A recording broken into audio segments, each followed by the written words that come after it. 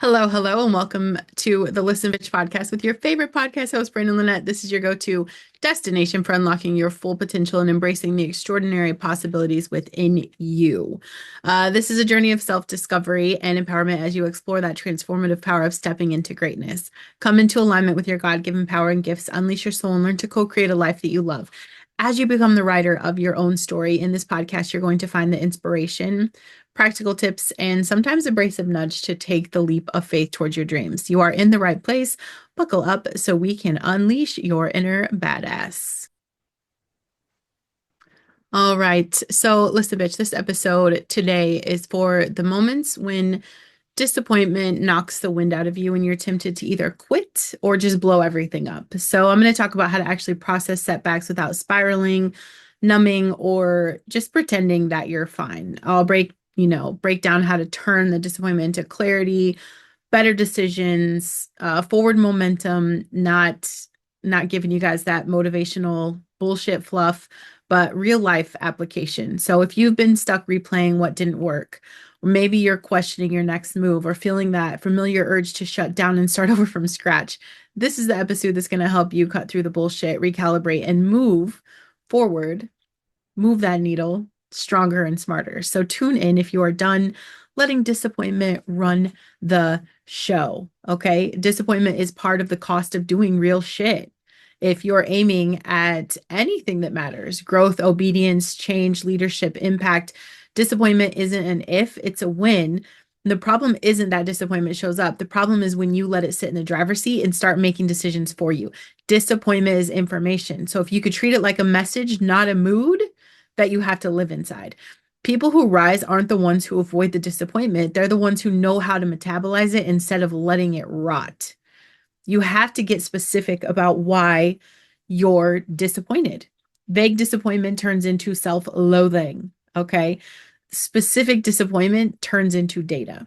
So when it hits, I don't want you to spiral. I want you to interrogate it. I want you to ask yourself what exactly didn't happen that you expected to happen. Not the story, not the, emotion, the concrete outcome. And then ask whether that outcome was ever actually in your control. And if it wasn't, dragging yourself over it is wasted energy. That's like yelling at traffic for existing.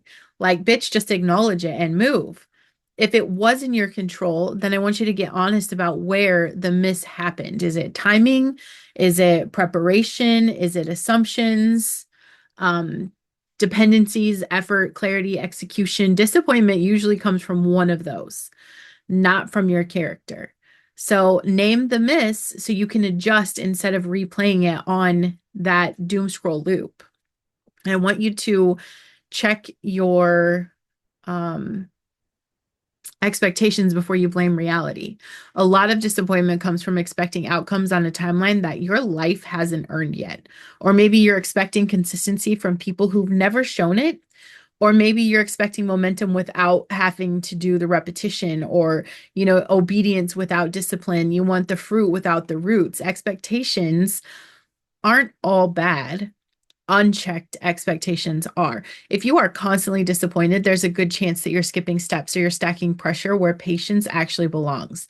Adjusting expectations isn't lowering standards, it's aligning them with reality so you can stop burning yourself out emotionally. Expectation misalignment feels like failure. It is not. It is a calibration. And then you have to decide whether to push or pivot and actually take massive action.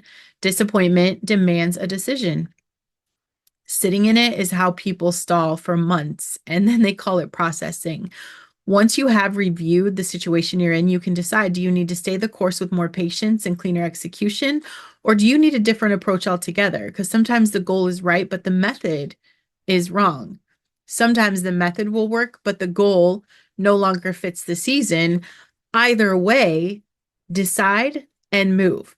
Dragging your feet because you're scared to choose is still a choice, and it's the one that's going to keep you stuck in the same spot that disappointment got you in the first place. You have to stop letting past results set future terms. What happened already does not get you a vote on what's possible next unless you keep consulting it like it has authority in your life. One disappointment does not equal a pattern. One delay does not mean denial. One misstep does not define your calling. The past only has power when you keep rehearsing it instead of learning from it. So you have to extract the lesson and then shut the door on it. Carrying old disappointment forward is going to slow your reaction time and it's going to cloud your judgment. You don't need to relive it to respect it. You have to learn and move. You want to keep disappointment in proportion. Disappointment feels loud because it's interrupting your momentum. And that doesn't mean it deserves to blow up the whole fucking mission. Nothing meaningful comes without friction. Every long-term win includes seasons where the math doesn't math yet. Okay. Disappointment is part of the training, not a sign that you're off course. Quitting every time something doesn't pan out is how people guarantee average outcomes while telling themselves it's wisdom. Perspective keeps disappointment from turning into drama. You have to stop letting your emotion pick your next move. Disappointment makes people impulsive. They cut, quit, burn, announce, and detonate, and then they wonder why they regret it later. You have to pause and let your system settle. Distance yourself from the purge to do something just to feel powerful again. Clarity returns when the charge drops. Decisions made from clarity compound. Decisions made from frustration usually create cleanup, okay? You are allowed to feel disappointed. You are not required to act from it. Set a goal that pulls you forward. One of the fastest ways out of disappointment is forward direction. Not busy work, okay, but like a real compelling target, something that requires you to re-engage your focus instead of rehashing the miss.